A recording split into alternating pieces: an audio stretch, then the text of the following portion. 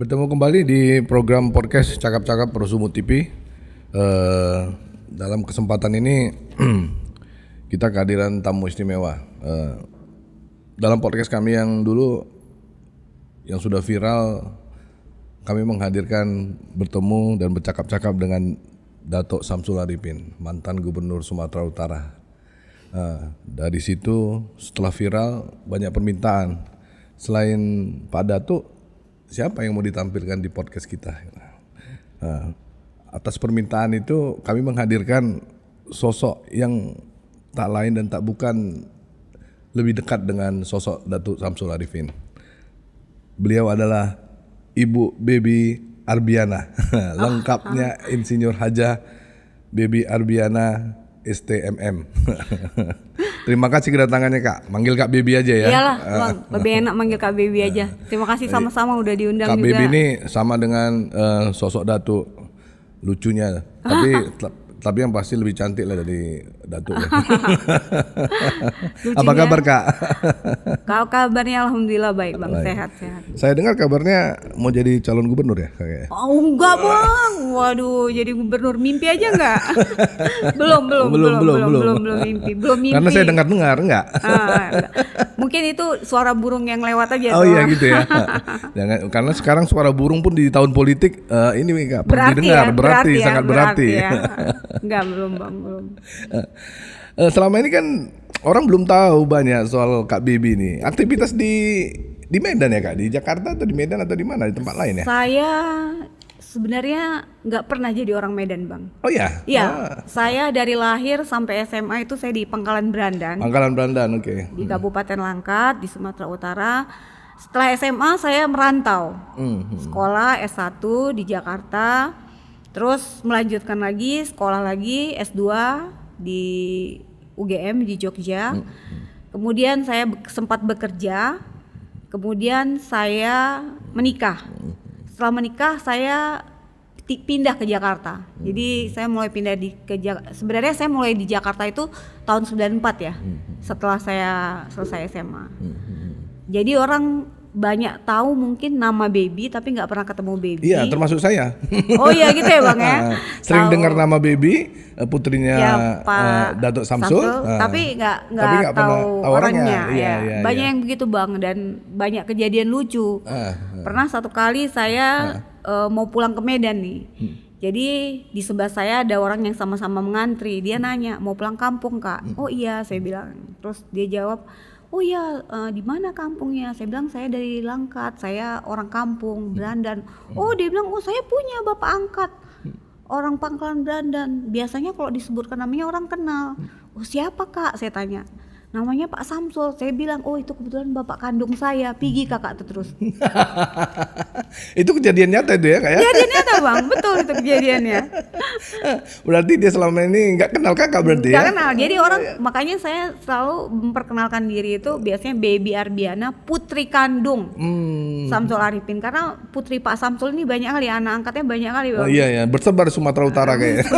Anak angkat, adik angkat, abang angkat, pokoknya banyak. Saking banyaknya putri angkat, putra angkat, adik angkat, abang angkat, yang kandung-kandung malah nggak kelihatan. Malah nggak tahu ya. Kalau adik saya lebih parah lagi, Iya. lebih jarang lagi orang tahu, bahkan namanya pun orang nggak tahu.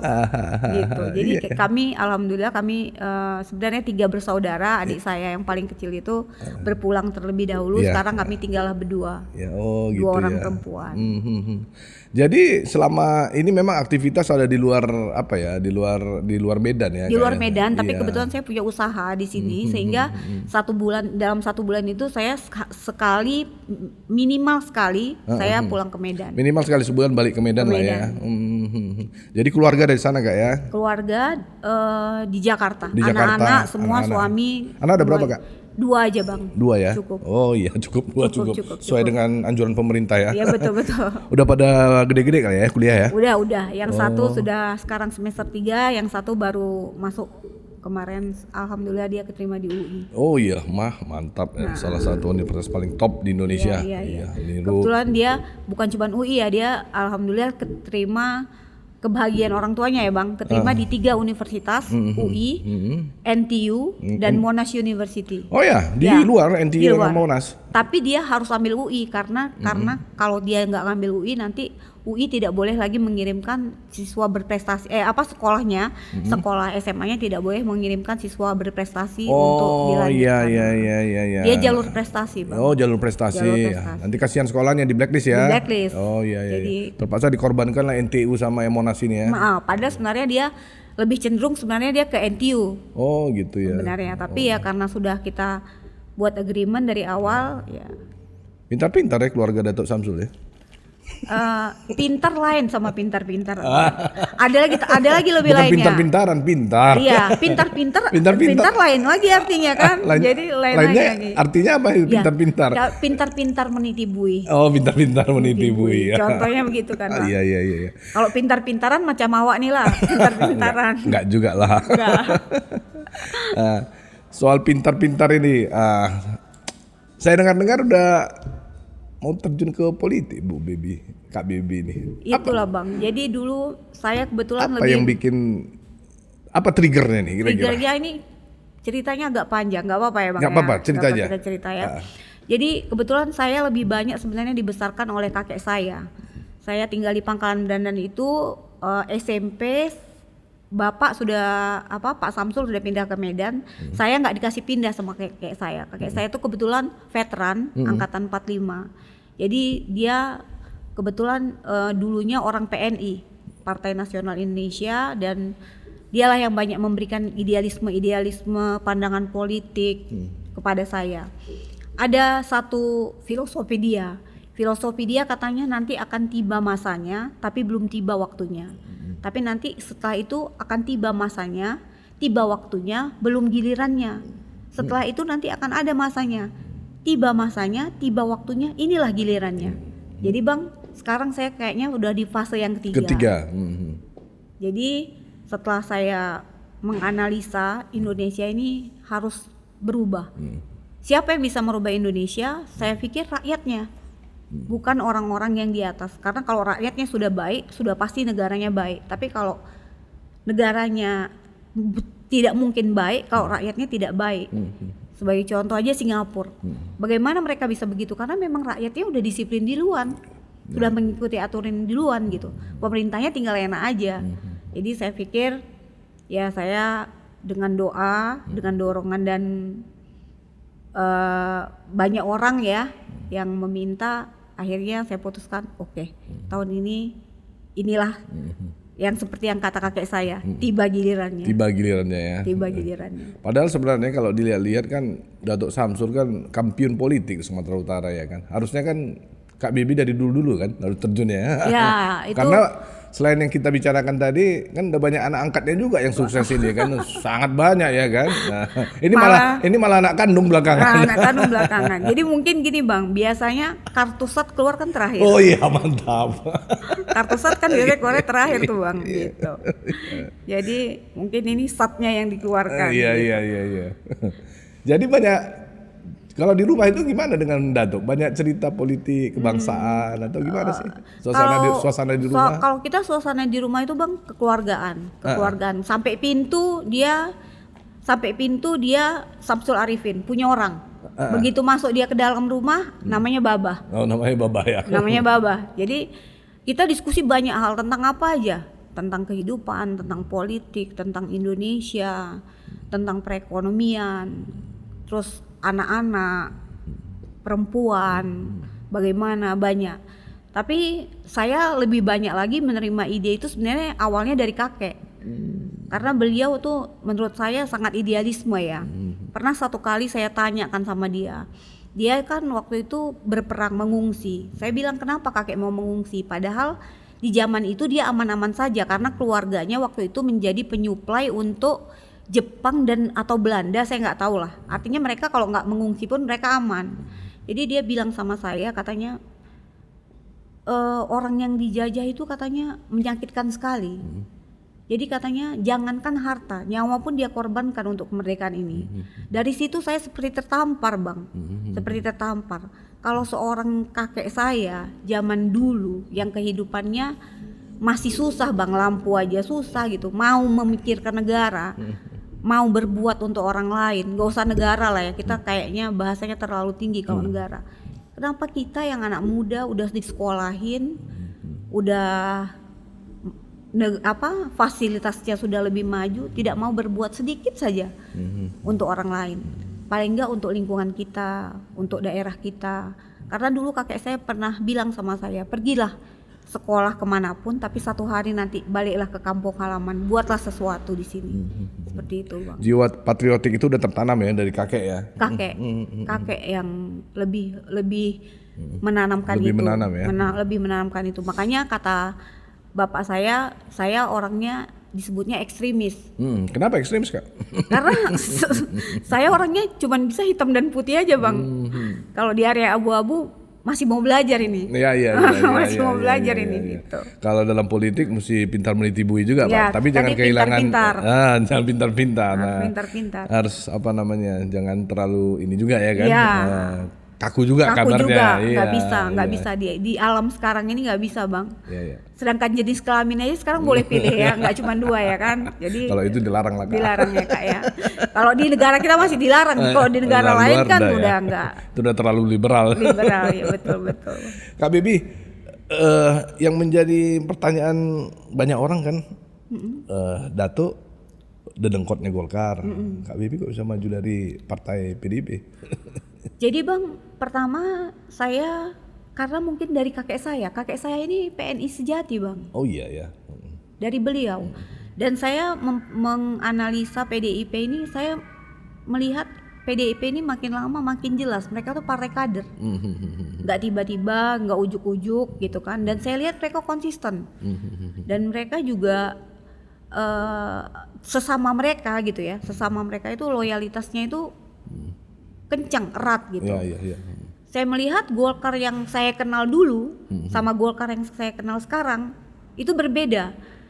Iya, berbedanya di mana, Kak? Aduh, berbedanya lain ya.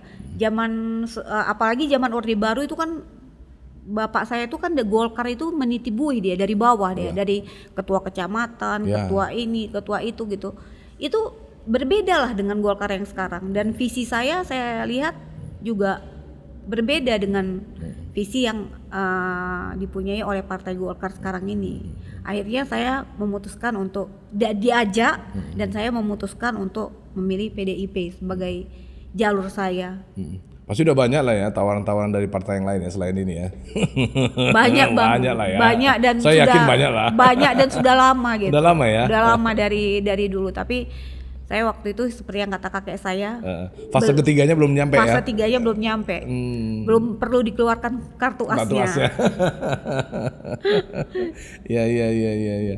Kak, dari pengalaman-pengalaman Datuk lah, Babah di dunia politik, sebenarnya filosofi berpolitik apa yang kakak pelajari dari Babah? Itu filosofi politik itu sebenarnya cuma tidak hanya dari Babah tapi dari Ato. Dua-dua mengajarkan saya hal yang sama, Bang. Oh iya. Satu musuh terlalu banyak, 1000 kawan terlalu sedikit. Wah, mantap itu. Ya. Itu aja filosofi politiknya, Bang. Itu aja ya. Itu aja. Dan itu memang untuk menerapkannya dalam kehidupan politik memang nggak gampang itu, Kak. Nggak gampang. Karena kalau kakek saya ditambahkannya lagi satu. Oh iya. Yang harus kau ingat satu musuh terlalu banyak, 1000 kawan terlalu sedikit. Yang harus kau ingat satu, kau dan musuh kau itu sama-sama Indonesia. Oh begitu ya. Dia bukan Belanda, dia bukan Jepang. Itu aja. Jadi tetap nasionalisme itu tetap diutamakan. Diutamakan. Karena kita tinggal, makan, kerja semuanya di Indonesia, menghirup udara Indonesia. Semuanya kalau ditanya, Bang, semuanya pasti jawabannya pengen memajukan Indonesia. Tapi kan caranya berbeda-beda ya. Itu aja. Kalau melihat kiprah Datuk yang udah sekaliber lah ya, tokoh-tokoh nasional pun datang ke beliau ya kan. Terakhir yang kita lihat sama-sama sampai Pak Ganjar pun mendatangi kedai kopi yang di Pangkalan Berandan. Iya. Kak Bibi di Tanjung Pura, dari Tanjung Pura. Bukan Pangkalan Berandang ya, Tanjung Pura ya. Tanjung Pura. Iya. Sampai datang untuk menikmati kopi bersama Datuk. Kalau melihat sosok Datuk Syamsul Arifin yang besar seperti itu, Kak Bibi melihatnya seperti apa sih? Kalau saya sih melihatnya ya itu tadi, Bang. Pertama dia terbagi dua. Ya. Pertama sebagai Babah, kedua sebagai Samsul Arifin ya. Kalau sebagai Samsul Arifin saya ngelihatnya orang yang bijak. Dia bukan orang yang jenius, tapi dia orang yang bijak. Kemudian yang saya lihat lagi dia itu orang yang peduli. Sangat peduli dengan orang lain. Bahkan kadang-kadang dia mengorbankan dirinya untuk kepeduliannya kepada orang lain itu dia mengorbankan dirinya untuk itu. Satu lagi yang saya lihat adalah dia orang yang merangkul. Dan satu lagi selain dia orang yang tadi bijak, dia juga orang yang satu lagi Bang, yang paling utama menurut saya ya. Saya bahasa Melayunya lah dia. Dia tuh orang yang bertuah Bang. Oh bertuah ya. Iya betul bertuah. Karena orang yang bertuah tuh di atas orang bijak. Kalau orang cerdas kan, orang jenius kan di atasnya orang yang bijak. Di atas orang bijak tuh ada lagi orang yang bertuah. Itulah Pak Samsul. Iya. Bisa cerita nggak ada satu momen yang membuat kakak sangat bangga sama beliau? Ada cerita kecil atau cerita yang masa kecil, atau yang dekat-dekat juga nggak apa-apa. Ya, kalau bangga sih banyak ya Bang. Iya. Tapi satu yang saya mau share saya banggakan. Tapi sekaligus ini membuka sedikit luka lama ya Bang. Adalah ketika beliau di pengadilan, dia bicara di depan hakimnya. Pak Hakim, tolong hukum saya saja. Jangan anak buah saya. Semua kesalahan timpakan ke saya. Apapun itu timpakan ke saya. Jangan libatkan satupun anak buah saya. Alhamdulillah Bang, beliau masuk, harusnya ada rentetan-rentetan lain yang masuk, tapi tidak satupun yang masuk. Hanya beliau sendiri saja. Itu luar biasa memang Kak cerita. Dan itu membuat saya bangga. Bangga sekaligus terenyuh. Ya sakit juga ya, tapi itu buat saya itu bangga gitu. Dia mempertanggungjawabkannya tuh dengan luar biasa gitu Bang. Itulah yang membuat beliau akhirnya ya pantaslah disebut sebagai guru politik banyak orang ya. Iya. Mungkin itu juga Bang, sama mungkin dia memang kan berpolitik itu dari kecil, dari pramuka umur 9 tahun. Iya. Jadi ya dia memang berguru dengan alam lah ya. Saya selalu bilang sama dia, Babah ini anak yang dibesarkan oleh rembulan. Rembulan ya. Anak yang dibesarkan oleh rembulan. Anak rembulan. Dulu ada lagunya itu. Grass Rock, anak rembulan. Anak rembulan. Oh gitu ya Bang ya. Kak, kalau dilihat yang tadi berarti momentum untuk berpolitik yang dikasih Pak Samsul itu kok kalau Datuk Samsul dari pramuka. Kalau Kak Bibi nggak dikasih dari pramuka dulu. Saya pramuka juga Bang, saya pramuka sejati Bang. Oh iya pramuka juga ya. Saya sampai sekarang saya merasa saya pramuka karena dalam pramuka tuh ada prinsip sekali pramuka tetap pramuka. Iya. Dan saya sangat bangga menjadi pramuka. Saya mengikuti pramuka luar biasa dan maksud saya pengalaman-pengalaman yang saya dapatkan dari pramuka itu membentuk saya, mengajari saya banyak hal gitu. Lihat dari sekarang banyaknya orang-orang muda berpolitik. Sekarang kan udah mulai banyak ini generasi kedua, ketiga, milenial juga termasuk. Kak Bibi lihatnya seperti apa? Kalau Kak Bibi kan ya sudah berorganisasi kan? Saya kalau dibilang berorganisasi juga nggak terlalu ya Bang. Nggak terlalu. Saya pernah lah dulu ikut KNPI sebentar. Tapi pernah kan masuk? Pernah lah. Tapi ya itulah ya pramuka yang seperti itu. Tapi kalau yang berorganisasi seperti yang organisasi kemasyarakatan tuh saya nggak Bang. Saya lebih banyak belajar dari pengalaman hidup, menganalisa, terus punya komunitas, berdiskusi dengan kawan-kawan, dengan misalnya komunitas UI, komunitas UGM, politiknya, ikut mereka di email, ikut mendengarkan seperti itu. Ya. Sebenarnya sense of politiknya Kak Bibi sebenarnya udah muncul juga ya. Saya ngobrol-ngobrol tadi sebelumnya banyak tahu juga soal dunia politik. Tapi soal fase yang ketiga Fase yang ketiga Bang. Tapi artinya bekal Kak Bibi untuk maju ke dunia politik, tahun politik ini udah cukup lumayan kayaknya. Satu lagi mungkin ini Bang, karena saya merasa saya punya anak. Saya sudah punya anak 2. Anak saya kemungkinan akan tinggal di Indonesia. Oh gitu. Kalau nggak kita yang memperbaiki Indonesia ini siapa lagi? Kalau nggak sekarang kapan lagi? Itu juga yang membuat saya berpikir dan saya merasa bukan saya merasa mampu ya. Saya tahu kayak Abang bilang tadi banyak yang anak-anak milenial. Saya senang. Bagus itu. Bagus ya. Bagus dong. Ya, karena supaya kita mengurus Indonesia ini rame-rame. Indonesia ini terlalu besar untuk diurusi sendiri. Iya. Dan atau diurusi sekelompok orang. Jadi kalau kita rame-rame kan kita kembali kepada filsafahnya Indonesia Bang, gotong royong. Yang sekarang udah dilupakan itu. Dulu waktu saya kecil di Pangkalan Brandan itu setiap hari Jumat Bang, kami dikasih waktu khusus untuk membersihkan sampah di pinggir jalan. Jadi sekarang nggak ada lagi tuh. Hilang itu Kak. Hilang. Mana gotong royong kita? Jadi kalau sekarang anak milenial rame-rame lagi dan mereka punya latar belakang yang bagus, pendidikan yang bagus, ilmu yang baik, ayo kenapa enggak? Kita rame-rame nih. Rame-rame kita balik lagi untuk memajukan Indonesia kita ini. Kenapa enggak? Iya. Jangan sendiri aja dong, ngapain sendiri aja? Sedangkan Nabi Adam sendiri aja minta cari kawan Bang. Iya. Iya kan? Iya betul. Keluarga mendorong nggak? Kalau keluarga sebenarnya tidak mendorong ya Bang. Saya ini kan lebih diminta pada dasarnya. Iya. Lebih minta. Cuma ditanya. Suami. Kalau Cerita dulu tentang suami. Oke. Ini cerita apa Bang? Ini ceritanya kalau suami ini ceritanya banyak cerita lucunya nih daripada apa-apa, cerita lucunya dulu. Saya itu ketemu suami saya, pertama kali dia bilang suka sama saya langsung bilang. Wes, mantap. Benar, saya langsung bilang, ini benar Bang. Saya langsung bilang, saya kalau pacaran saya nggak mau, nikah mau. Dia kaget, terangkat dari kursinya karena saya waktu itu umur saya udah 27. Orang kalau pulang ke Medan nanyanya kapan lagi nih gitu ya. Capek ditanya kapan lagi nih. Jadi kebetulan ada yang mau Bang, udah syukur alhamdulillah kali itu ada yang mau ya kan. Langsung aja saya bilang suka, mau. Iya betul. Jadi saya langsung bilang kalau pacaran saya nggak mau, nikah mau Bang. Dia langsung kaget gitu. Habis itu saya bilang udahlah kita temenan dulu lah, cari tahu dulu karena dia dunianya berbeda sama saya Bang. Dokter ya Kak ya? Dia dokter. Dia dari dunia nyata, saya dari dunia wuka-wuka Bang. Jadi beda kan.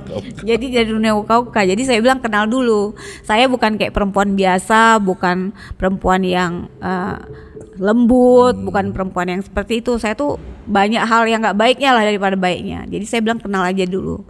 Tiba-tiba 3 bulan kemudian dia telepon saya. Waktu itu saya masih kerja di ADB Bank, Asian Development Bank. Saya sempat kerja di situ. Dia telepon saya, dia bilang ibunya mau datang ke rumah saya. Gantian saya yang terkejut. Kaget saya. Loh ngapain datang? Kan kamu bilang gak mau pacaran, katanya mau serius. Akhirnya kita jadian. Cuma 3 bulan aja Bang. Oh cepet juga ya. Cepet Bang. Mumpung ada yang mau, nanti diambil orang. Saya yang sengsara, ya kan? Bisa aja Kakak ini. Betul itu banget. Tapi kalau untuk politik ini dia sangat mendukung. Support gak? Sangat, sangat mendukung. Iya. Dia amat sangat mendukung. Kakak sama suami suka bicara politik gak di rumah sama anak-anak gitu? Bahas-bahas politik nasional atau sangat apa? sering. Iya. Jadi kalau saya bilang suami saya tuh saya bilang dia tuh sebenarnya hobinya dokter, cita-citanya politik. Terbalik. Gitu pula. Terbalik. Iya. Dan kita kalau sama anak kita lebih sering membicarakan politik dunia Bang. Oh politik dunia. Politik dunia. Karena anak saya yang nomor 2 itu dia ini banget ya, sangat antusias gitu membahas tentang lebih kepada diplomasi internasional ya. Diplomasi internasional daripada Indonesia. Oh iya, nengok Rusia versus kayak Ukraina, gimana, terus Amerika, China dan dia juga kalau global gitu. Kalau kita bilang negara ini dia langsung tahu, oh tuh sistemnya begini mah, pemerintahannya tuh begini, rakyatnya begini, keadaannya begini gitu, langsung begitu. Nggak dikader itu sama Datuk, langsung anaknya Kak Bibi. Umur ya baru 18 tahun Bang. Ya udah bisa dikader lah berarti. Biar dia masuk UI dulu Bang, biar dia sekolah dulu, biar ilmunya cukup dulu. Jangan-jangan langsung diambil sama Datuk ya kan. Wah, ini potensi nih. Iya, anak. Dia memang teman diskusinya Babah itu. Oh iya. Teman diskusi. Jadi mereka itu kita namanya punya family time, tapi family time-nya itu lain-lain. Nanti ada sesinya. Nanti dia sama Babah aja, anak saya yang laki-laki ini dia sama Babah aja berdua, bisa 2 jam. Nanti yang perempuan gantian 1 jam. Nanti saya lagi gantian 1 jam kalau lagi ada waktu ya gitu. Yang dibahas macam-macam lah Bang. Jadi kalau ke Jakarta ke Medan tuh hampir sering lah ya untuk nemanin ini. Sering. Datuk juga ke Jakarta juga sering juga ya untuk nemuin keluarga ya. Iya. Sering. Terus itu soal support dari suami tadi Kak. Jadi gimana nih Kakak udah bersedia udah pasti harus mengorbankan waktu lah bersama keluarga. Eh, Family time pasti akan Berkurang. banyak berkurang lah pasti. Tapi kalau saya udah biasa bang, karena suami saya ini dokter, piginya habis subuh, pulangnya bisa sampai rumah jam 2 malam. Oh, yang ngurusin rumah sakit ya? Rumah sakit pasien kan malah melakukan tindakan. Jadi kita sudah sepakat bahwa ada waktu yang tidak bisa diganggu. Ada waktu yang tidak bisa diganggu. Kalau hari-hari biasa itu hari-hari kerja. Tapi ada waktu yang tidak bisa diganggu namanya family time. Itulah family time, itulah kita manfaatkan. Kan ini it's not about quantity bang, it's about quality. Ketemunya sedikit tapi kualitas. Kualitasnya, yang ya penting. betul. Nah, daripada itu zaman sekarang, apalagi ada digital ya. Ada digital segala macam gitu. Iya. Kak Baby, aku tertarik tadi. Kakak rupanya pernah kerja di ADB ya? Pernah. Hebat ya. Apa kerjaan di sana? Kak? Waktu itu bang saya dikasih kepercayaan apa sama ADB? saya waktu itu dikasih kepercayaan sebagai tim bang. Tim ya? Tim untuk jadi satu tim itu kita ada 7 orang. Saya sendiri yang orang Indonesianya. Saya direkomendasi dosen, direkomendasi dosen saya sebagai ini bang, untuk melihat loan yang diberikan ADB, terus kita analisa di mana masalahnya gitu. Jadi waktu itu saya sering terbang ke Kalimantan, ke kemana-mana lah di tempat ADB yang di ini. Itu juga yang buat Baba risau. Karena dalam satu tim itu ada 7 orang, cuma 2 orang perempuannya, yang 1 orang Afrika, yang lain semuanya bule. Jadi Baba risau. Nanti ini anak gadis ini kapan pula kawinnya nih? Nggak kawin. Jadi buat perjanjian, boleh kerja tapi 1 tahun aja. Habis itu carilah 1 orang bawa ke sini, tunjukkan sama dia, nikah. Udah mulai resah juga Datuk ya. Resah kali lah bang. Posisi waktu itu Datuk udah bupati ya? Udah bupati bang. Bupati di Langkat. Udah bupati di Langkat. Oh iya. Bicara soal Langkat, kakak kan udah lahir besar di Langkat. Apa kira-kira yang dalam pikiran kakak mau diapain sih Langkat ini gitu? Banyak ya bang yang mau diperbaiki di Langkat ini. Pertama yang saya concern di Langkat itu anak-anaknya. Anak-anak ya? Anak-anak. Karena kalau kita mau membangun suatu negara, yang dibangun itu anak-anaknya. Yang kedua yang dibangun apa? Perempuannya. Karena perempuan itu tiang negara. Jadi perempuan di Langkat itu harus dibuat punya pikiran yang cerdas. Bukan yang pintar ya bang, tapi cerdas. Begitu juga dengan anak-anaknya. Maka berikanlah mereka pendidikan yang baik, fasilitas yang baik. Dari situ dulu bang. Seperti yang dilakukan Kaisar Jepang ketika bom atom itu diledakkan, kan yang diperbanyak adalah guru TK. Ya, Hirohito ya. Dan itu sudah saya mulai bang, alhamdulillah sudah saya mulai. Di Saya daerah mana kak? di Langkat, di tempat lahir saya di Pangkalan Berandan. Saya punya PAUD dan TK bang. PAUD dan TK ya. PAUD dan TK. Alhamdulillah sekarang jumlah muridnya itu sekitar 100 orang. 100 orang. 100 orang. Kita PAUD termurah sekabupaten Langkat. PAUD termurah sekabupaten Langkat dan boleh nggak bayar. Oh ya.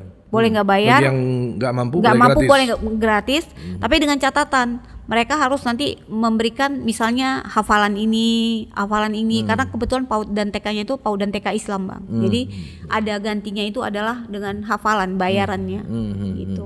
Dan itu sudah berjalan 3 tahun. Selain itu saya juga sudah mempunyai madrasah. Itu sudah saya punyain dari 17 tahun yang lalu bang. Wah udah lama berarti ya. 17 tahun yang lalu siswanya alhamdulillah ada 600 siswa di sana. Wow, banyak. Kenapa saya pilih lebih ke agama? Karena yang memang bisa membentengi anak muda sekarang ini untuk tidak melakukan hal-hal yang tidak baik itu cuma satu bang, agama. Kalau enggak mau lari ke narkoba kah, mau lari ke seks bebas kah, atau transgender seperti itu karena tidak kuatnya nilai-nilai agama di sana. Tidak ada nilai takut Tuhan terhadap mereka. Betul. Kalau soal perempuan tadi, apalagi kan kakak mau maju sebagai mewakili pasti mewakili aspirasi perempuan lah kan, mau tak mau kan, sebagai caleg perempuan. Kira-kira secara keekonomian apa yang mau digerakkan dari perempuan-perempuan, khususnya yang di Langkat lah ya kan, karakter daerah kan beda-beda bang. Iya. Banyak di Langkat itu bang macam-macam, karena di Langkat itu kan juga terbagi-bagi, Langkat Hulu, Langkat Hilir, Teluk Haru, masing-masing mempunyai potensi yang berbeda. Nah, misalnya kalau yang di pinggir pantai itu kan kita bisa memberikan seperti yang sekarang sedang saya lakukan ya. Kita UMKM itu kita berikan sertifikat halal dan asuransi gratis. Ya, itu programnya. Habis itu kita berikan mereka pelatihan-pelatihan, Bang. Pelatihan-pelatihan apakah dengan membuat produksi-produksi yang berbahan dasar laut. Kalau yang nanti di daerah Langkat Hilir mungkin dengan pertanian kita berikan mereka pupuk-pupuk yang baik. Saya kebetulan punya satu kawan sebenarnya sahabat suami, dia punya pabrik pupuk yang bisa menghasilkan kalau petani biasa menghasilkan 2 ton, dia bisa menghasilkan minimal 6 ton dan itu sudah teruji. Dan pupuknya tidak hanya dipakai di Indonesia tapi di Vietnam juga, Bang. Oh iya, yang udah sampai ekspor ya. Udah sampai ekspor. Jadi hal-hal kayak gitu belum sampai ke masyarakat. Itu kan harus ada yang menjembatani ya, Bang. Jadi hal-hal kayak seperti itulah yang mungkin akan kita lakukan. Dan di Langkat ini, Bang, budaya. Di Langkat ini budayanya itu kan perempuannya kuat. Orang Melayu biasanya yang lebih banyak bekerja itu perempuannya daripada laki-lakinya. Orang Karo juga begitu. Gitu. Orang Jawa juga. Batak juga begitu. Batak juga begitu ya. Kalau kita lihat dari culture-nya. Jadi perempuan ini sebenarnya memang sumber daya yang kuat, mumpuni untuk membangun satu daerah. Apalagi perempuan ini kan multitasking, Kak ya. Multitasking. Benar. Dalam waktu yang bersamaan bisa mengerjakan melakukan pekerjaan berbeda-beda. banyak hal dan tetap gembira. Tetap gembira. Gimana respon ibu-ibu waktu Kakak udah turun ke sana mau menyatakan diri untuk ingin membantu dan mengembangkan kehidupan mereka? Kalau terus terang, Bang, saya pertama kali menyatakan diri maju menjadi anggota DPR RI ini baru di sini nih, Bang. Oh ya, baru di sini. Di sini. Luar biasa podcast ini berarti ya. Baru di sini, Bang. Kalau di sana nggak pernah saya. Saya datang ke sana kalau ke Langkat ya turun ke perusahaan seperti biasa ngurusin. Habis itu ya sebagai ketua sebagai pembina yayasan. Berbicara sama orang tua bagaimana kita meningkatkan anak kita. Terutama yang saya tekankan kepada mereka tuh akhlaknya justru, Bang. Akhlaknya bukan akademisnya gitu. Akhlaknya, karena orang yang berakhlak bisa mengejar akademis, tapi orang yang berakademis tak punya akhlak hancur negara. Itu. Terenyuh juga mendengarkan apa yang disampaikan tadi sama Kak Bibi. Baru pertama kali ini deklarasi caleg DPR RI di podcast ini. Bagi penonton Pro Sumut TV di Langkat dan terutama ibu-ibu ya boleh melihat sosok Kak Bibi lah ya kan. Oh iya, dadah dulu ya, Bang ya. Sebelum nanti bertemu langsung ya kan. Iya, dadah Putri Datuk Samsul Arifin. Masih buah tak jauh dari pohonnya lah ya kan. Iya, buah jatuh tak jatuh dari pohonnya. Buah yang jatuh tak jatuh dari pohonnya ya kan, tak jauh dari pohonnya. Pasti nanti apa yang sudah dilakukan sama Datuk Samsul tak jauh-jauh lah Bu Bibi ini nanti, Kak Bibi ini nanti melakukannya untuk Langkat. Kecintaan yang paling penting, Kak ya, kecintaan. Iya, kecintaan, kedekatan batin, Bang. Kedekatan batin dengan Langkat dengan Langkat dan ya seperti kata kakek saya bilang, mungkin saya kembali ya terlalu mengidolakan dia. Pergilah jauh-jauh, tapi setelah kau pergi, datanglah ke sini. Berbuatlah sesuatu karena istilahnya ari-arimu ditanamnya di sini, Bang. Oh iya ya. Ari-ari saya lahir di Langkat kan, di Pangkalan Brandan. Di Pangkalan Brandan malah. Sampai teman saya di Jakarta bilang, "Beb, itu P Brandan itu Pulau Brandan ya?" Petanya di mana gitu. Menghina kali orang tuh ya kan. Belum tahu dia kayak mana anak Brandan. Belum tahu anak Brandan. Iya kan? Itu. Jadi kalau misalnya Kakak ke Jakarta kayak mana? Enggak kurang ini. Maksud saya nggak malu Kakak bilang anak Brandan? Enggak lah, Bang, bangga kali saya. Oh iya, bangga kali. Bukan apa-apa Kak, banyak juga kawan aku seperti itu. Oh. Lahir di Tanjung Balai, anak mana? Anak Medan katanya. Kakak saya enggak, Bang. Saya bilang saya anak Brandan, dan di Brandan itu adalah sumur minyak kedua di dunia ditemukan di Telaga Said. Yang pertama di Texas, kedua di Brandan. Iya. Betul. Jadi saya sangat bangga jadi anak Brandan. Di Indonesia pertama kali sumur minyak pertama ditemukan. Dan itu adalah awal utama modal Indonesia ini untuk membangun negara, Bang. Sampai sekarang sumur itu ada, bukunya saya punya. Di situ ada tugu 100 tahunnya, kakek saya yang buatkan. Tugu 100 tahun sumur minyak itu. Jadi saya kalau di sama kawan-kawan saya lebih sering saya bahasa Berandan, Bang. Oh ya. Daripada bahasa Jakarta. Kadang-kadang sama teman-teman Jakarta pun termasuk juga bahasa Berandan tuh. Kayak mana namanya bahasa Berandan, Kak? Misalnya, Bang, telengge. Ya. Telengge. Telengge itu telentang apa? Bukan, telanggar. Oh, telanggar, Nah, telengge. telengge. Contohnya kayak gitulah Iya, kan, iya. Bang. Jadi ya saya bahagia dengan Berandan itu ya. Iya. Berandan, apalagi Berandan yang dulu. Berandan yang dulu tuh seperti Little America, Bang. Oh, iya. Semuanya gratis. Waktu zaman ada Pertamina masih hidup, kita nonton gratis, berenang gratis, bus gratis. Cuman karena saya bukan anak Pertamina, saya anak orang kampung, Bang. Jadi awak yang pinggir-pinggirnya aja lah ya kan. Nggak bisa aja. Nggak, betul, Bang. Karena Bapak kan Pak Samsul kan memang Ato itu main kontraktor di Pertamina, tapi Oh, beliau iya. bukan pegawai Pertamina. Jadi fasilitas yang saya dapatkan nggak sama lah sama anak fasilitas Pertamina. Kalau awak pramuka, pergi naik pramuka pun mobilnya mobil truk sampah, cuci dulu baru naik gitu kan. Kalau anak Pertamina kan naik bus gitu. Beda Tapi lah, kan Bang. merasakan juga lah fasilitasnya ya kan. Ya nonton gratis lah, Nonton Bang. gratis ya. Itu pun pakai nama tuh, ya kan? Bilang dulu lah cucu Hasan Perak gitu. Oh boleh gitu. Kalau enggak, Jualannya pakai jual tiketnya pakai nama itu ya. ya jual nama lah, jual Tiket. nama. Tiketnya pakai nama. Pakai nama kakek. Kakek ya. Kalau enggak siapa ini nggak masuk gitu. Udah dengar, Dato kakak mau maju. Dato Ada ya Babah lah. Baba. Oh, Udah dengar? justru dari dia lah ini perintah, Bang. Oh gitu. Justru dari dia. Jangan keluar dari podcast ini nanti Jangan. Dato dengar marah pula nanti beliau. Enggak. Iya. Justru dari dia. Jadi Iyalah. jadi apa kata dia? Yang paling spesifik lah Kak. Kata- dari Dato. Pertama Dari Babah. pertanyaannya, baby mau. Kedua, siap. Terus udah tahu resikonya, tahu. Dan siap dengan resikonya, siap. Oke, maju. Berarti udah full supporting lah ini ya berarti. Full support lah, Bang. Iya. Tapi ada juga yang ininya, Bang. Awak bilang sama dia, "Bah, ketua tim pemenangan nanti Babah lah, Bah." Oh, nggak bisa, Babah Golkar. Oh, Jadi iya. dia tetap Golkar, Bang. Oh, iya. Cinta kali memang. Waduh. Dato yang cinta kali sama Jadi Golkar saya ya. bilang ini kan lain, Bah. Ini kan anak sendiri gitu ya. Katanya orang lain aja lah. Ketua tim pemenangan orang lain aja lah.